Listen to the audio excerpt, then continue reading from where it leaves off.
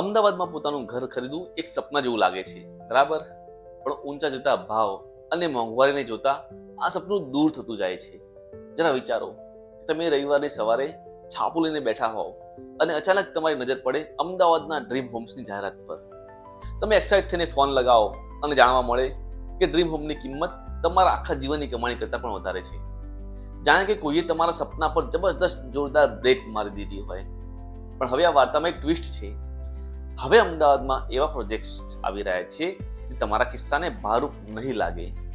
હજી પણ કેટલીક જગ્યાઓ છે જ્યાં તમે ઓછા બજેટમાં સારું મકાન મેળવી શકો છો. ચાલો જોઈએ કયા વિસ્તારોમાં અફોર્ડેબલ ઘર મળી શકે. જો તમે ઓછા બજેટમાં મકાન શોધી રહ્યા છો તો આ વિસ્તારો તમારા માટે શ્રેષ્ઠ છે. ગોતા અને ચાંદખેડામાં સસ્તા ફ્લેટ અને સરસ કનેક્ટિવિટી છે જ. એનાથી પણ વધારે એફોર્ડેબલ ઘર માટે ન્યૂ રાણીપ અને ઝુંડાલ બેસ્ટ લોકેશન છે. ન્યૂ રાણીપથી એસજી હાઈવેની કનેક્ટિવિટી ખૂબ જ સારી છે અને ટ્રાફિક પણ બિલકુલ ઓછો છે. અને Zundal SP ring road touch અને વૈષ્ણોદેવી સર્કલથી નજીક આવેલું છે. એટલે કે એસજી હાઈવે અને એસપી રિંગ રોડ બંને સાથે એક્સલન્ટ કનેક્ટિવિટી ધરાવે છે. એસજી હાઈવે નજીક હોવાને કારણે ઝડપી વિકાસ થઈ રહ્યો છે અને અહીંયા એફોર્ડેબલ ફ્લેટ અને સ્ટુડિયો એપાર્ટમેન્ટ પણ ઉપલબ્ધ છે. અને બધી જ જરૂરી સુવિધાઓ જેવી કે સ્કૂલ, હોસ્પિટલ, માર્કેટ અહીંયા ઉપલબ્ધ છે. હવે ઈસ્ટ અમદાવાદની વાત કરીએ તો નિકોલ અને વસ્ત્રાલમાં 40 લાખની અંદર 2 BHK ફ્લેટ આરામથી મળી જશે. અને એનાથી પણ એફોર્ડેબલ સેગમેન્ટમાં એસપી રિંગ રોડ પર આવેલા હાથીજણ સર્કલ, વિંજોલ અને લાંબા જેવા ફાસ્ટ ડેવલપિંગ એરિયામાં બેસ્ટ ફ્લેટ અફોર્ડેબલ પ્રાઇસમાં મળી રહે છે. આ એરિયામાં બધી સુવિધાઓ નજીકમાં છે, જેવા કે અફોર્ડેબલ સ્કૂલ, માર્કેટ, હોસ્પિટલ અને મોલ જેવા કે ડીમાર્ટ, વિજય સેલ્સ, ક્રોમા, રિલાયન્સ મોલ વગેરે. અને બેસ્ટ પાર્ટ એ છે કે આ બધું જ રિંગ રોડ ઉપર આવેલું છે. બીજો એક સારો વિકલ્પ છે નારોલ અને વટવા. ઔદ્યોગિક વિસ્તારની નજીક હોવાથી આ વિસ્તાર ખૂબ જ ઝડપથી વિકસી રહ્યો છે. સસ્તા ઘરો અને એપાર્ટમેન્ટની ઘણી બધી સ્કીમો છે. આ એરિયામાં 1 BHK માત્ર 15 લાખથી સ્ટાર્ટ થાય છે અને 2 BHK એનાથી થોડાક વધારે. ગુજરાત હાઉસિંગ બોર્ડના પ્રોજેક્ટ્સ પણ અહીં આવેલા છે. અને ત્રીજો બેસ્ટ ઓપ્શન છે સાઉથ બોપલ અને શેલા. અહીંયા તમને ઘણા બધા નવા પ્રોજેક્ટ્સ જોવા મળે છે, અતિ આધુનિક સુવિધાઓ અને લક્ઝુરિયસ એમિનિટીઝ સાથે. હાઈવે નજીક હોવાને કારણે કનેક્ટિવિટી પણ સારી મળશે. 2 BHK અને 3 BHK બંને એપાર્ટમેન્ટ ઓછા બજેટમાં મળી જશે. આ એરિયાનો બેસ્ટ પાર્ટ એ છે કે 2036ના ઓલિમ્પિકને ધ્યાનમાં રાખીને ડેવલપમેન્ટ કરવામાં આવી રહ્યું છે.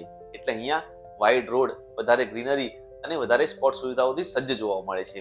અને અહીંયા પ્રોપર્ટીમાં બેસ્ટ રિટર્ન મળશે. તમારા માટે સારા સમાચાર એ છે કે સરકાર પણ તમને ઘર ખરીદવામાં મદદ કરી શકે છે. આવો જોઈએ કેટલીક મહત્વપૂર્ણ યોજનાઓ. સૌથી પહેલી, પ્રધાનમંત્રી આવાસ યોજના 2.0, જેમાં તમને 1.80 લાખ સુધીની સબસિડી મળી શકે છે. બીજી છે ગુજરાત હાઉસિંગ બોર્ડની યોજના લોઅર ઇન્કમ ગ્રુપ અને ઇકોનોમિકલી વીકર સેક્શન માટે. હવે કેટલાક પ્રખ્યાત ડેવલપર પણ એફોર્ડેબલ હાઉસિંગ પ્રોજેક્ટ બનાવી રહ્યા છે, જેમ કે એ શ્રીધર એફોર્ડેબલ હોમ્સ જે સાઉથ બોપલમાં આવેલા છે, સન બિલ્ડર્સ જેમના ઘણા બધા એફોર્ડેબલ હાઉસિંગ પ્રોજેક્ટ છે, ન્યૂ રાણીપ, સાઉથ બોપલ, શેલા અને સાણંદમાં. નારોલ અને વટવામાં પણ એફોર્ડેબલ પ્રોજેક્ટ્સ આવેલા છે અને ગુજરાત હાઉસિંગ બોર્ડના પણ પ્રોજેક્ટ્સ છે. ઘણા નામ હું તમને ડિસ્ક્રિપ્શનમાં આપી દઈશ. મકાન ખરીદતી વખતે ચોરસવાના ભાવને નહીં પણ નીચેના ચાર્જીસને પણ સમજી લો. સૌથી પહેલા સ્ટેમ્પ ડ્યુટી અને રજિસ્ટ્રેશન ચાર્જીસ જે અંદાજિત 5 થી 6% હોય છે. બીજું સોસાયટી મેન્ટેનન્સ અને પાર્કિંગ ચાર્જ, ઘણા ડેવલપર એને અલગથી લેતા હોય છે. અને ત્રીજું, જો તમે લોન લેતા હો તો એની પ્રોસેસિંગ ફી અને વ્યાજ દર. જો તમે ખરેખર ઘર ખરીદવા માંગતા હો તો આ 5 સ્ટેપ ફોલો કરો. સૌથી પહેલું સ્ટેપ, તમારું બજેટ નક્કી કરો. સેકન્ડ, પ્રધાનમંત્રી આવાસ યોજના માટે અરજી કરી દો. થર્ડ સ્ટેપ, ગોતા, ન્યૂ રાણીપ, ઝુંડાલ, નિકોલ, વસ્ત્રાલ, હાથીજણ, હટવા જેવા વિસ્તારોમાંથી તમારી નોકરી ધંધાથી નજીક હોય એ વિસ્તારમાં અનુકૂળ પ્રોજેક્ટ જુઓ અને સિલેક્ટ કરો.